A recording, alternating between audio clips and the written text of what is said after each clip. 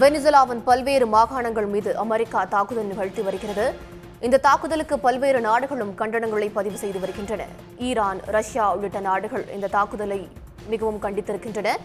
வெனிசுலாவின் பல்வேறு மாகாணங்கள் மீது அமெரிக்க விமானப்படை குண்டுமழை பொழிந்து வருகிறது. இந்த தாக்குதல் பற்றிய விரிவான தகவல்களை நாளை அதிகாலை வெளியிடுவதாக அமெரிக்க அதிபர் ட்ரம்ப் தெரிவித்திருக்கிறார். இந்நிலையில் வெனிசுலாவின் எண்ணெய் மற்றும் கனிம வளங்களை கொள்ளையடிக்கவே இந்த தாக்குதல் நிகழ்த்தப்பட்டிருப்பதாக வெனிசுலா தரப்பில் குற்றச்சாட்டுகள் முன்வைக்கப்பட்டிருக்கின்றன. வெனிசுலாவின் தலைநகர் கராகஸை குறிவைத்து அமெரிக்க விமானப்படை தாக்குதல் நடத்தி வருகிறது. வெனிசுலாவின் எண்ணெய் மற்றும் கனிம வளங்களை கைப்பற்ற அமெரிக்கா தாக்குதல் என்று வெனிசுலா குற்றச்சாட்டை முன்வைத்திருக்கிறது. வெனிசுலாவிலிருந்து அமெரிக்காவுக்குள் போதைப் பொருள் கடத்தப்படுவதாக சில மாதங்களாகவே ட்ரம்ப் குற்றம் சாட்டி வந்திருந்தார். கடந்த ஆகஸ்ட் மாதம் முதலே கரீபியன் கடற்பகுதியில் அமெரிக்க கடற்படை கண்காணிப்பை தீவிரப்படுத்தியிருந்தது. இந்நிலையில் அமெரிக்கா மீது வெனிசுலா போதைப் பொருள் பயங்கரவாதம் நிகழ்த்துவதாக ட்ரம்ப் குற்றஞ்சாட்டி வந்தார். இந்நிலையில் அமெரிக்க சட்ட விதிகளுக்கு உட்பட்டே அமெரிக்கா தாக்குதல் நிகழ்த்தியிருப்பதாகவும் ட்ரம்ப் தன்னுடைய விளக்கத்தை அளித்திருக்கிறார். வெனிசுலா தலைநகர் கராகஸ் மற்றும் மிரண்டா, அராகுவா, லா குவைரா ஆகிய பகுதிகளில் அமெரிக்கா தாக்குதல் நிகழ்த்தி வருகிறது. இந்த காட்சிகளையும் நாம் திரையில் பார்க்கிறோம். அமெரிக்க ராணுவத்தின் தாக்குதலை அடுத்து வெனிசுலாவில் தேசிய அவசர நிலை பிரகடனம் செய்யப்பட்டிருந்தது. அமெரிக்காவின் தாக்குதலை அடுத்து வெனிசுலா தலைநகரின் பல்வேறு இடங்களில் மின்சாரம் துண்டிக்கப்பட்டிருக்கிறது. வெனிசுலா அதிபர் நிக்கோலஸ் மதுரோ சிறைபிடிக்கப்பட்டு நாடு கடத்தப்பட்டிருப்பதாக அமெரிக்க அதிபர் ட்ரம்ப் அறிவித்திருக்கிறார்.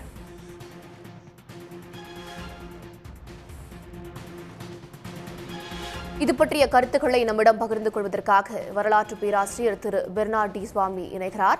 வணக்கம் சார். வெனிசுலா தலைநகரில் 7 இடங்களில் அமெரிக்கா குண்டுவீச்சு நிகழ்த்தியிருக்கிறது. அமெரிக்க சட்ட விதிகளுக்கு உட்பட்டே அமெரிக்கா தாக்குதல் நடத்தியிருப்பதாக ட்ரம்ப் அறிவிப்பு வெளியிட்டிருக்கிறார். இந்த தாக்குதல் பற்றி உங்களுடைய முதற்கட்ட பார்வை சார். இந்த தாக்குதலுக்கு அமெரிக்கா ரொம்ப செப்டம்பர் மாதத்திலிருந்தே இதுக்கு ப்ரிப்பேர்டா இருந்தாங்க. செப்டம்பர் 2ஆம் தேதி ஒரு முதல் தாக்குதல் நடத்தினாங்க. அங்க அந்த கடற்கரையில அவங்களுடைய கப்பல்கள் எல்லாம் அந்த போட்டுங்கெல்லாம் ட்ரக்ஸை எடுத்துட்டு போறாங்க அப்படின்னு சொல்லிட்டு அதை குற்றச்சாட்டாக வைத்துக்கொண்டு அவர்களை தாக்க ஆரம்பித்தார்கள். அதன் பிறகு கொஞ்சம் கொஞ்சமாக அதை எடுத்துக்கொண்டே போனார்கள். அப்புறம் அந்த கிறிஸ்துமஸ் சமயத்துல லேண்டு தரை வழியாகவும் நாங்கள் வெனிசுலாவை தாக்கிவிட்டோம் என்று சொன்னார்கள். இப்பொழுது அதிபரை பிடித்து அவரையும் அவருடைய மனைவியையும் நாடு கடத்தி விட்டோம் என்று சொல்கிறார்கள். இது எல்லா சர்வதேச சட்டங்களுக்கும் இது கட்டாயமாக ஒரு மீறுதல் தான். ஒரு நாட்டுக்கு உள்ளேயே போய் அவருடைய பிரசிடென்ட் அதிபரை கைது செய்துவது, அவர்களை கடத்துவது என்பதெல்லாம் ஏற்றுக்கொள்ள முடியாதது. வெனிசுலா நாட்டில் ஜனநாயகம் இல்லை. மதுரா போன வருஷம் எலெக்ஷன்ல நின்னாரு. அப்போ அந்த எலெக்ஷன் ரொம்ப பெருமளவில் அதில் குற்றங்கள் எழுந்தன. அவர் யாரையும் அனுமதிக்கவில்லை, எதிர்கட்சிகளை யாரையும் அனுமதிக்கவில்லை, அவராகவே நின்னாரு, அவராகவே ஜெயிச்சாரு அப்படின்னு சொல்லிட்டு பெரிய குற்றச்சாட்டுகள்லாம் இருந்தன. அதெல்லாம் உண்மை இருந்தா கூட அவர் இன்னைக்கு தலைவராக அந்த நாட்டினுடைய ஒரு அதிபராக இருக்கின்ற நேரத்தில் இந்த மாதிரி ஒரு பெரும் அளவில் அமெரிக்கா ஒரு தாக்குதலை நடத்தியிருக்கிறது. பழைய காலத்தில் எப்படி 60, 70கள் அமெரிக்கா லத்தீன் அமெரிக்க நாடுகளோடு எப்படி ஒரு உறவை அல்லது எப்படி தாக்குதலை நடத்ததோ அதே போல ஒரு தாக்குதலை திருப்பியும் இப்ப ஆரம்பிச்சிருக்காங்க. இது எந்த விதத்திலும் சர்வதேச சட்டங்களுக்கு எதிராகவும் சர்வதேச கொள்கைகளுக்கு ஏற்றுக்கொள்ளும் வகையிலும் இது அமையவில்லை. வெனிசுலாவின் வழியாகவே போதைப் பொருள் கடத்தப்படுவதன் காரணமாகவே அமெரிக்கா இந்த தாக்குதல் நிகழ்த்தி இருப்பதாக ட்ரம்ப் தெரிவிக்கிறார். இந்த காரணம் ஏற்றுக்கொள்ளப்படக்கூடியதானா சார்?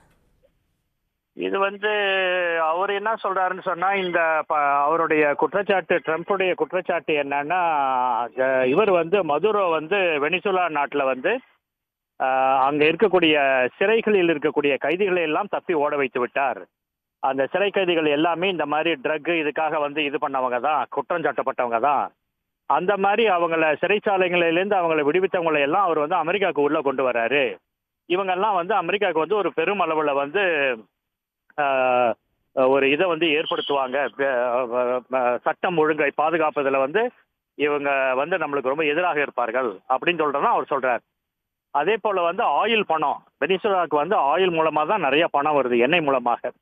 அந்த எண்ணெய் மூலமாக வந்த பணத்தை வைத்துக்கொண்டு இந்த போதைப் பொருட்களை கடத்தி அதன் மூலமாக இன்னைக்கு அமெரிக்கா போல நாடுகளுக்கு அவர் ஒரு செக்யூரிட்டி த்ரெட்டாக இருக்காரு, அவங்களுடைய நாட்டு பாதுகாப்பிற்கு வந்து எதிராக இருக்கிறார் அப்படின்றது தான் அவர் வைக்கக்கூடிய குற்றச்சாட்டு. ஆனால் அந்த எல்லா ரீஜனுமே இவர் வந்து இந்த இடத்துல மட்டும் வெனிசுலாக்கு வெளியில மட்டும் அவங்க கப்பல்கள் அதை பிடிக்கவில்லை. அதை சுற்றி பசிபிக், கரீபியன் எல்லா இடத்துலையுமே இந்த மாதிரியான போதைப் பொருட்களை கடத்துவது என்பது நடந்து வருகின்றது. அதில் வந்து எல்லா நாடுகளுக்குமே அதில் வந்து பங்கு இருக்குது, பொறுப்பு இருக்கிறது. வெனிசுலாவை மட்டும் அவங்க வந்து சிங்கிள் அவுட் பண்ணி தாக்கியிருக்கிறது அப்படின்றது வந்து குறிப்பிடத்தக்கது. இதுதான் இப்போது வந்து எல்லோருக்குமே ஒரு வருத்தத்தையும் ஒரு பயத்தையும் அந்த ரீஜன்ல லத்தீன் அமெரிக்க நாடுகளுக்கே இது ஒரு பெரிய பீதியையும் இப்போது ஏற்படுத்தியிருக்கிறது. இணைப்பில் வந்து உங்களுடைய கருத்துக்களை எங்களுடன் பகிர்ந்து கொண்டமைக்கு நன்றி சார். உடனுக்குடன் செய்திகளை தெரிந்து கொள்ள சன் நியூஸ் பெல் ஐகானை கிளிக் பண்ணுங்க.